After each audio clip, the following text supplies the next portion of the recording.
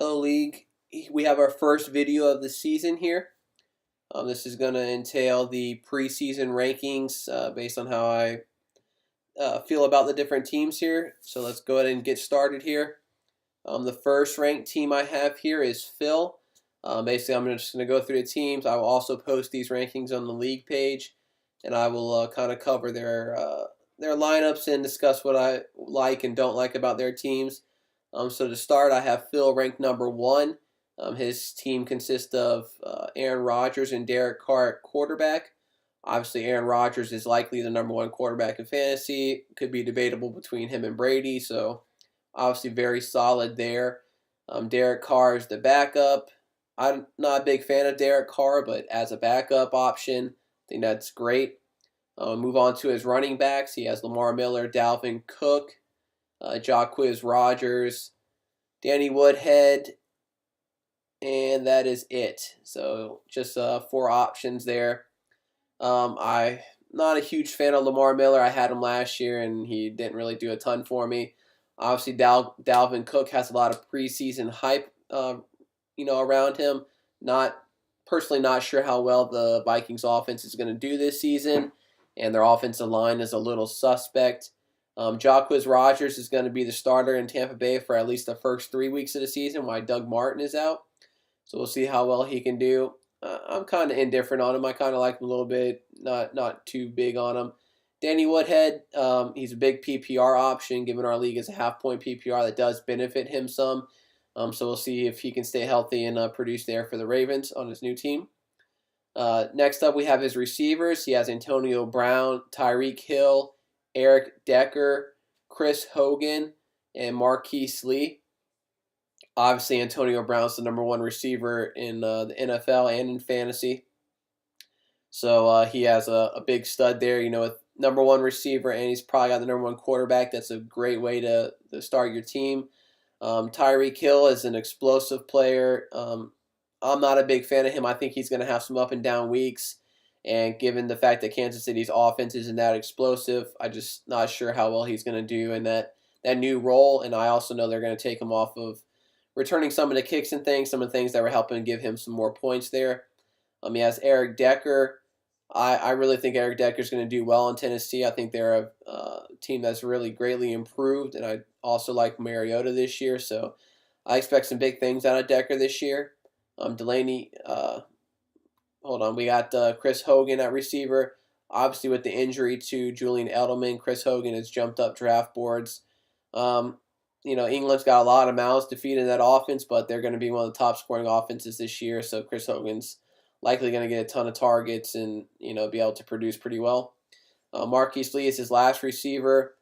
I don't expect big things of him. Jacksonville's offense is not very good. Blake Bortles has got a lot of talent, but not very good quarterback, and they're going to be trying to run the ball as much as they can, so we'll see if he can produce anything this year. At tight end, he has a couple guys here. He has Delaney Walker, who is a very solid tight end. He has a chance to produce as probably a top 5 tight end this year with Mariota and that Tennessee offense probably on the uptick. And then he also has Eric Ebron, one of his guys from Detroit.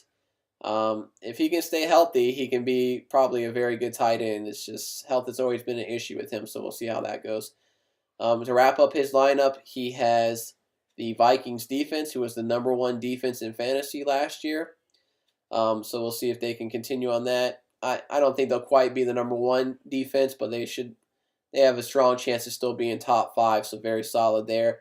And then Justin Tucker, who was the number 2 kicker in fantasy last year, probably is likely to be one of the top kickers again this year. I think Baltimore's offense, as long as Flacco is healthy, they'll be able to move the ball up and down the field.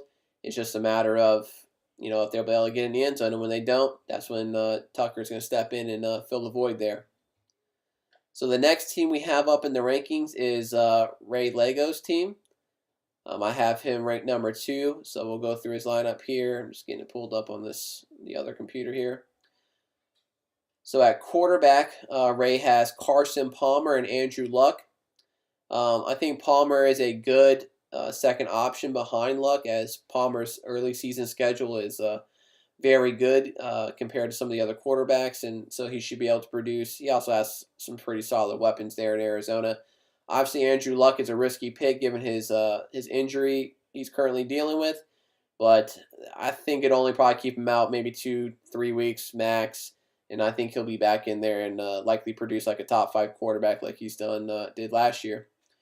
Next up for Ray, he's running backs. He's got David Johnson, Leonard Fournette, and that's it. He just has the 2 running backs there. So obviously 2 very good running backs. David Johnson likely could still be the #1 running back in fantasy this year like he was last year. I think that will be the case as Le'Veon Bell just reported to camp today, and just wonder how much in tune with the offense and team he's going to be missing all the training camp. Leonard Fournette was probably the top drafted rookie in our fantasy draft. Jacksonville expects big things out of him, so we'll see if he can produce in that manner. I'm not a big fan of rookies, so we'll see how things go there.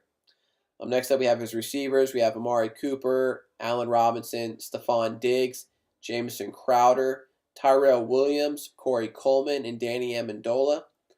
So he's got a pretty decent group here. I'm not a huge fan of Amari Cooper. I actually think Michael Crabtree is the better receiver there in Oakland, but he still can produce. I mean, Allen Robinson's a solid receiver. I wonder about his situation. Blake Bortles, obviously, like I mentioned on the previous guy from Jacksonville's receiving core, Marquise Lee. Just Blake Bortles can't really get that ball around, man. They're not an explosive offense. Stephon Diggs, I like that pick. I like Stephon Diggs. I think he'll do well again there in Minnesota. So we'll see how things go there for him. Jamison Crowder is a very good receiver as well for the Redskins. With the Redskins really revamping their receiving core this year, he's one of the only receivers that has a rapport with Kirk Cousins. So I think he'll be able to produce well this year. And then his guys he's got on the bench currently, Tyrell Williams. He's going to have some trouble a little bit. They got some healthy guys this year with Keenan Allen, 2 tight ends back. I believe Travis Benjamin is going to be healthy again for him. So we'll see if he can produce. I think he'll be good. He's a good bench player to have. Corey Coleman, he could be the #1 option in Cleveland. I know Kenny Britt is there, but it seems like in the preseason that DeShone Kizer has a good rapport with Corey Coleman.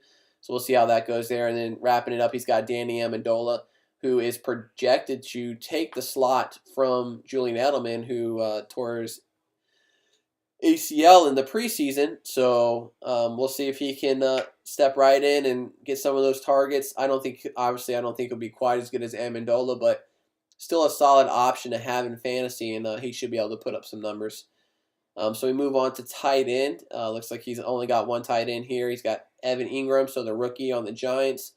Kind of a sleeper pick. He's not rated to do great, but obviously you gotta put some feelers out there and see what can happen. We'll see how long he stays on Ray's team here if he's not producing throughout the season.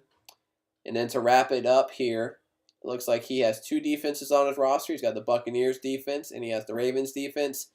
I think both those defenses, in my mind, are mediocre. They're about middle of the pack. So, honestly, it's probably going to be tough for him to make a decision from week to week based on their matchups. I mean, this week, Buccaneers play Miami. Ravens play Cincinnati. I mean, it looks like he's going with the Bucs now. I'd probably lean the same way. But, it's not exclusive one way or the other. And he wraps it up with the New Orleans kicker. Not bad going with the New Orleans kicker as long as he can make them. They're going to be moving the ball up and down the field with their offense, so shouldn't be too bad there. All right, next up on the list, it looks like I have Garrett's team coming in at 3rd. So we'll take a look at his team here. I know his quarterback is Russell Wilson, and he also has Ben Roethlisberger on the bench. So 2 solid quarterbacks. Every year the Seahawks continue to pass the ball more and more. I expect that to continue this year with their running backs nobody great. They're just kind of running back by committee currently. So Wilson should do well. Obviously, Ben has the home and road splits, but he's got one of the best group of guys to work with Bell, Brown, Martavis Bryant. is going to be able to play. He just got reinstated by NFL today, so he's going to have some explosive options to be able to utilize to make his team better.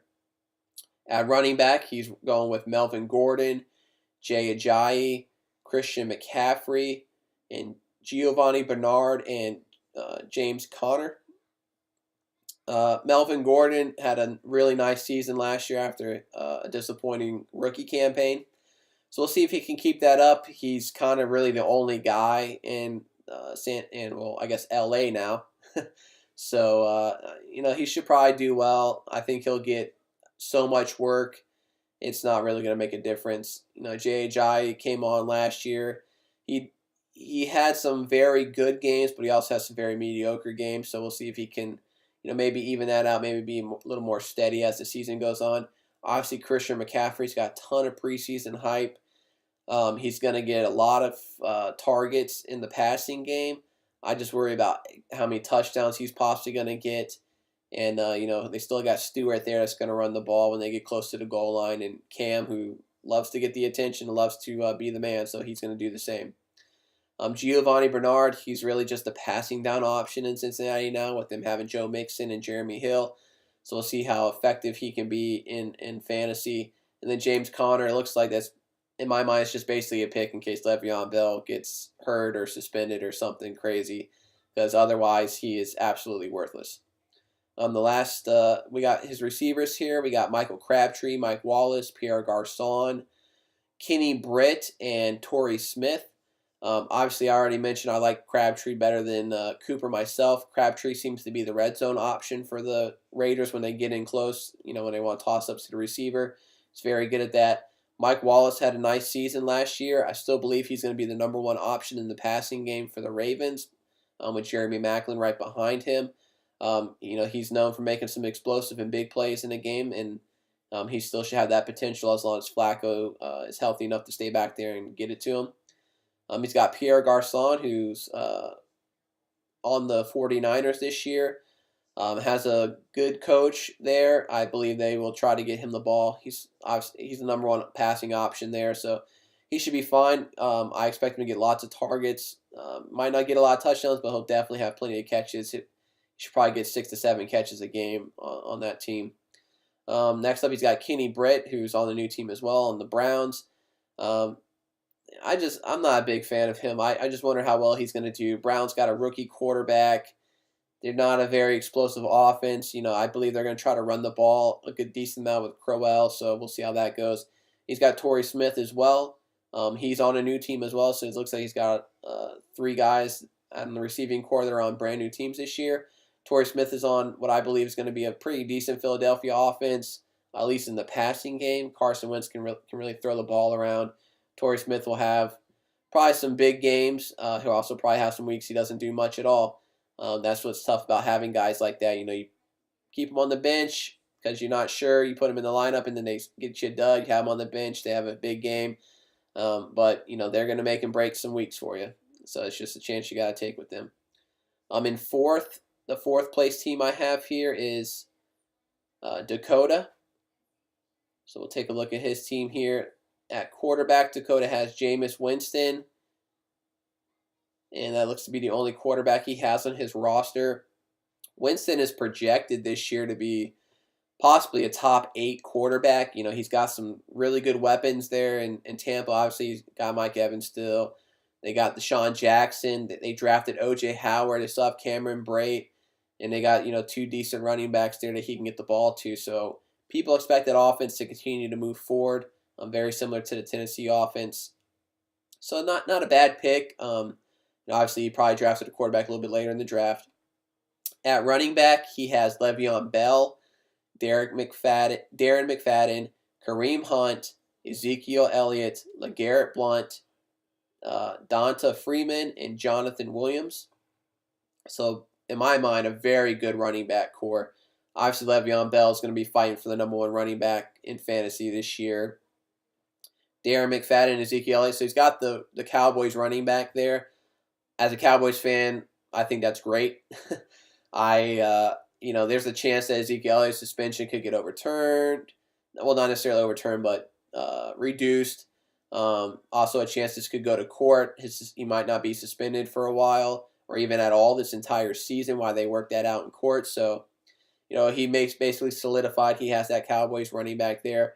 So with Bell and Elliott, once Elliott gets back, I mean, it's going to be his running backs are going to put up huge numbers. It's going to be very hard to compete with that at that particular position. Obviously, he's basically just a fill-in while Elliott's out. I think he's okay, nothing special, but he'll be able to get the job done. Kareem Hunt with Spencer Ware's injury, which happened a day before our draft. Kareem Hunt really shot up the draft boards.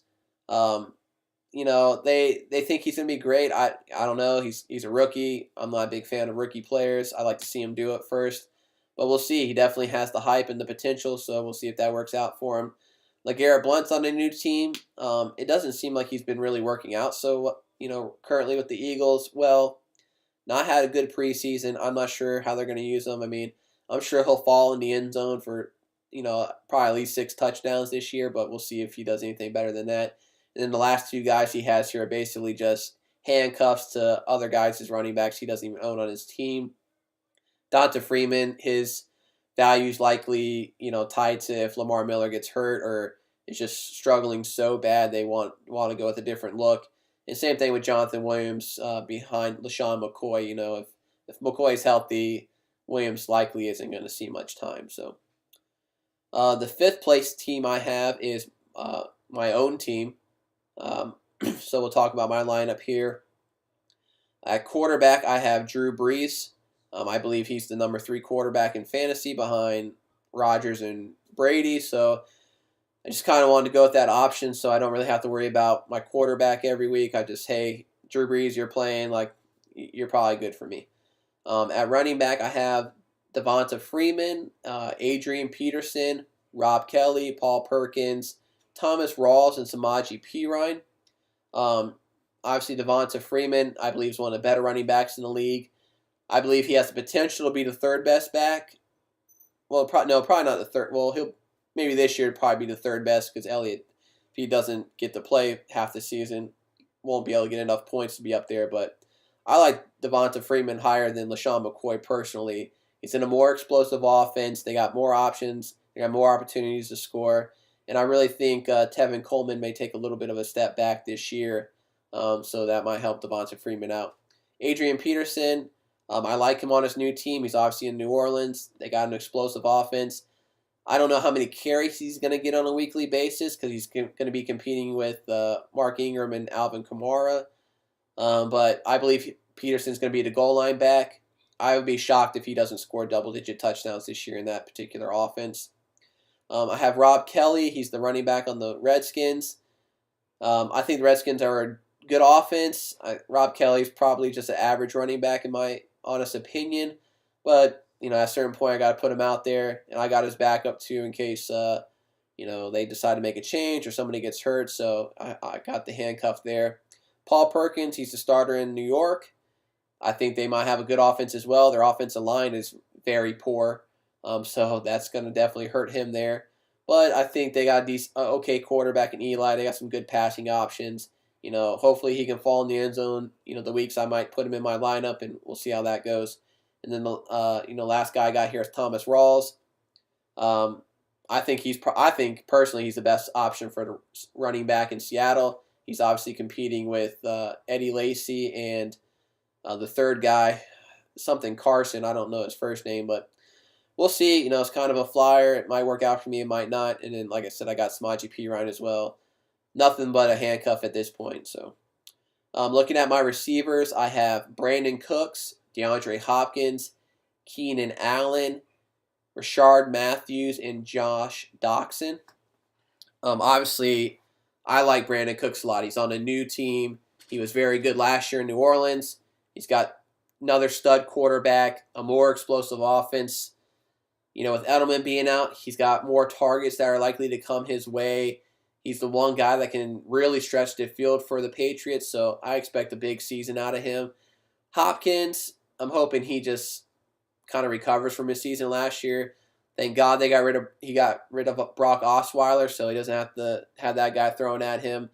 It'll likely be Tom Savage at the beginning of the year, and then we'll see how he does. He obviously, from past games, he likes to target Hopkins, so I'm banking on that. And then also, if he ends up struggling, Watson would be put in there, and then I'm hoping maybe that Clemson connection will come out there. Keenan Allen's coming back this year off of his knee injury from last year.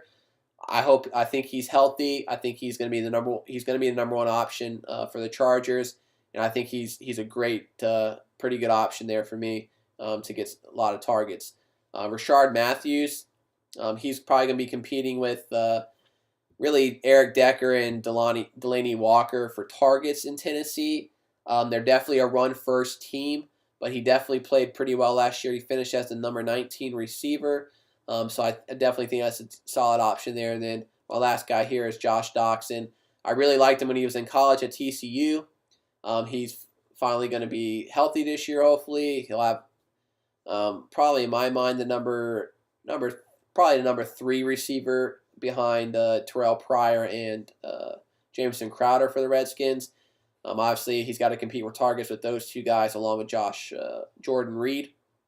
So we'll see, but kind of a flyer. Maybe he'll pan out, maybe he won't. We'll see. At tight end, I have Jimmy Graham.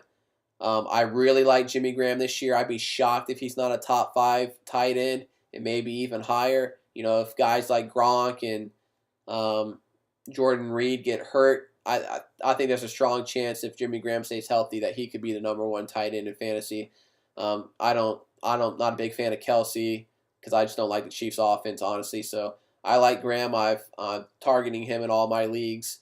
So I expect big things at him this year. And then to wrap my lineup up, I got Patriots defense. They're okay. I really like their division because I don't think the Bills and Dolphins and Jets have good offenses, and that's going to be 6 of the games they play. So I like that scenario there. And then I wrap it up with the Philadelphia kicker. He's okay. He was the 4th ranked kicker last year. So we'll see if he can keep that up. I think the Philadelphia offense will be able to move the ball up and down the field. So we'll see how that goes there.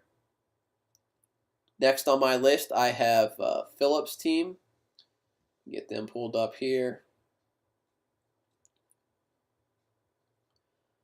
So Phillips' team at quarterback, he's got Kirk Cousins. That's the only quarterback on his team. Obviously, I've talked about Washington offense. I think they're going to be pretty solid this year. I like Kirk a good amount, so I expect decent season out of him. He was the 5th ranked quarterback last year, so we'll see if he can keep producing and hopefully get that long-term contract he's looking for instead of constantly getting franchise tagged. At running back, he's got Todd Gurley, Isaiah Crowell, Eddie Lacy, Tevin Coleman, and Shane Vereen. Todd Gurley, I'm not a big fan of him. A lot of it has to do with his team. I think he'll have a better season this year than last year. I'm not quite sure if he'll be able to crack the top 10, in my opinion. He finished as running back 17 last year. So we'll see. It's obviously worth a flyer at a certain point. I'm not sure where he got drafted, but we'll see how that goes. He's got Isaiah Crowell. He's obviously the go-to guy there in Cleveland. Duke Johnson will get a little bit of carries, but he's more of a third down back, pass catching guy. I like Crowell. I think he'll do decent. I think they'll give him the ball a good amount this year.